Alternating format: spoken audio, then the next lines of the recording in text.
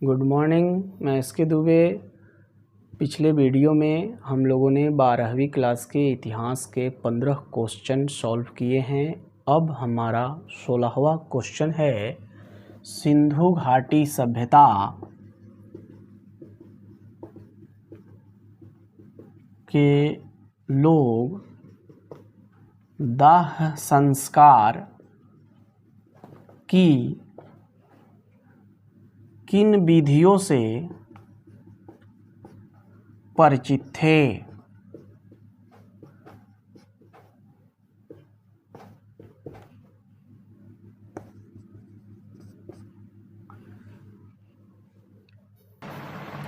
Question है, सिंधु घाटी सभ्यता के लोग दाह संस्कार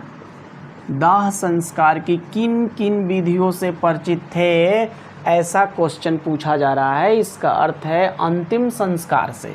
दाह संस्कार का अर्थ है अंतिम संस्कार से, यानी मरने के बाद जो संस्कार होता है उसकी विधियों से ये लोग परिचित थे। ऐसा जो है सिंधु घाटी सभ्यता के लोग अंतिम संस्कार की विधियों से परिचित थे और इसके लिए ये 3 विधियों का इस्तेमाल करते थे। एक पहला विधि है समाधान का। समाधान में 100 को दफना दिया जाता था। पूर्ण समाधान में 100 को जलाया जाता था। तथा तीसरी विधि जो है आंशिक समाधान की, इसमें अवशेष को जो बचता था उसको दफनाया जाता था, यानी 100 को किसी निर्जन स्थान पर छोड़ दिया जाता था और बचे हुए अवशेष को दफना दिया जाता था। ये 3 विधियाँ सिंधु घाटी सभ्यता के समय में प्रचलन में थी। इनका इस्तेमाल उस समय के लोग करते थे।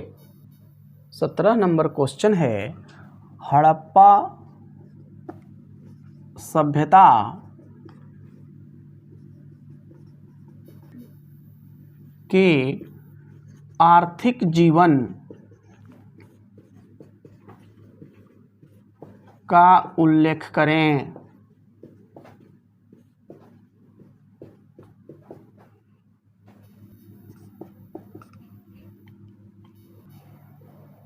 हड़प्पा सभ्यता के आर्थिक जीवन का उल्लेख करें।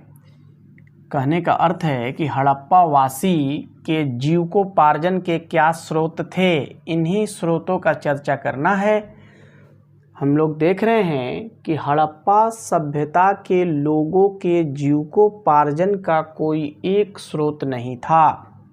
आंसर में हम लोगों ने एक स्रोत कृषि दिया है, दूसरा स्रोत जो है पशुपालन है।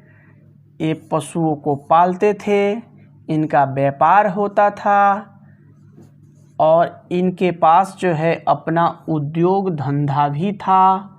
फिर एक कुछ न कुछ पेशे से भी जुड़े हुए थे, यानी इनके जीविकोपार्जन के कई स्रोत हैं: कृषि, पशुपालन, व्यापार, उद्योग और पेशा। कृषि में ये सभी फसलों से परिचित थे। सभी फसलों से सिंधु घाटी सभ्यता के लोग परिचित थे। केवल रागी को छोड़कर, रागी की जानकारी सिंधु सभ्यता के लोगों को नहीं थी।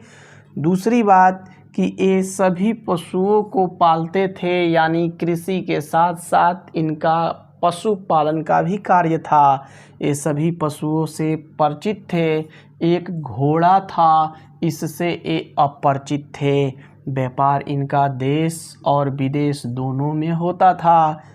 अधिकांश व्यापार इनका मेसोपोटामिया के साथ होता था। मेसोपोटामिया के साथ जो व्यापार होता था वह वस्तु विनिमय पर आधारित था। ऐसा कहा जाए कि इनका व्यापार ही वस्तु विनिमय पर आधारित था, वह देश का व्यापार हो या विदेशों के साथ व्यापार हो। सिंधु सभ्यता के लोग जो हैं, जो निर्यात करते थे, यानी जो भेजते थे दूसरे देशों को, वैसी वस्तु तांबा थी, हाथी के दांत थे, जौ था, गेहूँ था और कपड़ा था। इन वस्तुओं को सिंधुवासी दूसरे देशों में भेजा करते थे। और क्या क्या वस्तु मंगाते थे, यानी आयात की वस्तुएं क्या थी, तो सोना, चांदी, कीमती पत्थर, ये सभी विदेशों से सिंधुवासी मंगाया करते थे।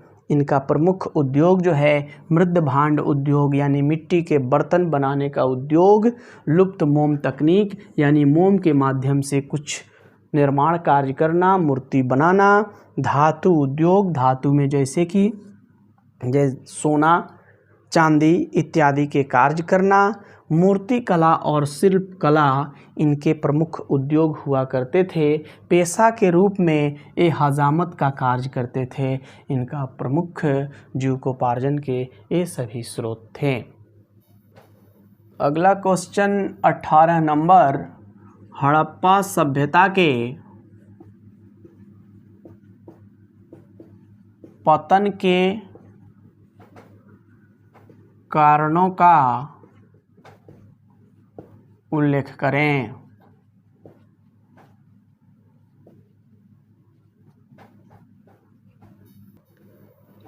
क्वेश्चन है हड़प्पा सभ्यता के पतन के कारणों का उल्लेख करें। पतन के कारणों का। हड़प्पा सभ्यता के पतन को लेकर विद्वानों ने भिन्न भिन्न मत प्रस्तुत किए हैं। अब रही बात कि हड़प्पा के पतन को ही नहीं, विद्वानों ने हड़प्पा के उत्पत्ति को लेकर भी अपना अलग अलग मत प्रस्तुत किया है, जो विद्वानों के बीच मतभेद का विषय है। अलग अलग विद्वानों ने अलग अलग मत पतन को लेकर दिए हैं, जिसमें जॉन मार्शल, मैके, एस.आर. राव ने बाढ़ को बताया है, यानी बाढ़ के आने से इस सभ्यता का पतन हो गया। ऐसा बताने वाले जॉन मार्शल, मैके और एस.आर. राव हैं।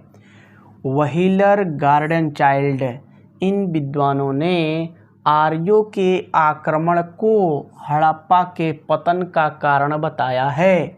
आर्यों के आगमन से हड़प्पाइयों का पतन हो गया, ऐसा मानना है व्हीलर और गार्डन चाइल्ड का। R.L. स्टाइन हैं और अमलानंद घोष है। इन विद्वानों ने कहा कि जलवायु परिवर्तित हो गई। क्यों?